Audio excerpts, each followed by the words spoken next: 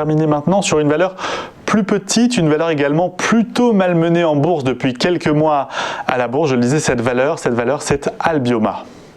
Exactement. Donc, alors pour ceux qui ne connaîtraient pas, Albioma, c'est un producteur d'énergie renouvelable, indépendant, beaucoup plus petit, donc modeste que les deux valeurs que nous venons de voir, mais qui est engagé dans la transition énergétique avec la biomasse, avec le solaire et avec la géothermie.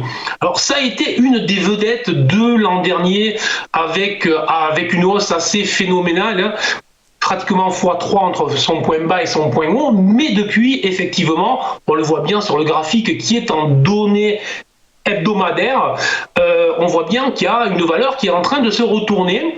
D'ailleurs, c'est une valeur qui est en baisse de 22% depuis le 1er janvier, donc c'est quand même significatif sur des indices qui font des hauts plus hauts à peu près tous les jours.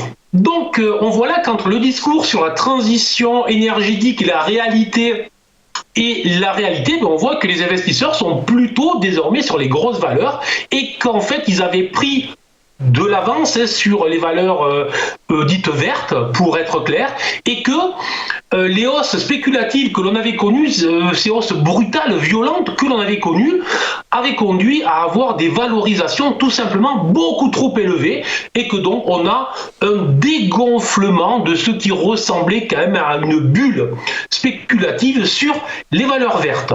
Alors, le deal, c'est de savoir est-ce qu'on va aller beaucoup plus bas que les niveaux actuels. Donc, est-ce que la bulle va demander un dégonflement plus brutal, ou est-ce que à un moment ou à un autre, les acheteurs vont se dire que les valorisations désormais redeviennent intéressantes?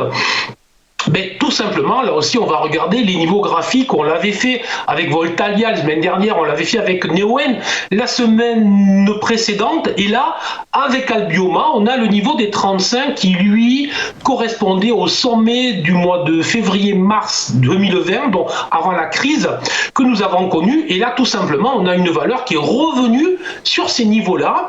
Et on voit bien que les acheteurs essayent de retenir le cours à ce niveau-là. Donc, tout simplement, si ça tient, je dirais que c'est bien. Donc peut-être que c'est des niveaux pour rentrer sur ce titre pour ceux qui veulent travailler sur la transition énergétique. Mais si jamais ce niveau-là venait à céder, là, effectivement, on va rentrer dans une forte dégradation et la valeur pourrait aller rejoindre relativement rapidement le niveau des 24-25 euros sur les prochains mois. Donc c'est un niveau clé, c'est un niveau qui est à surveiller et c'est potentiellement, pour ceux qui s'intéressent à ce genre de valeur, c'est potentiellement un niveau sur lequel on peut commencer à bâtir une position.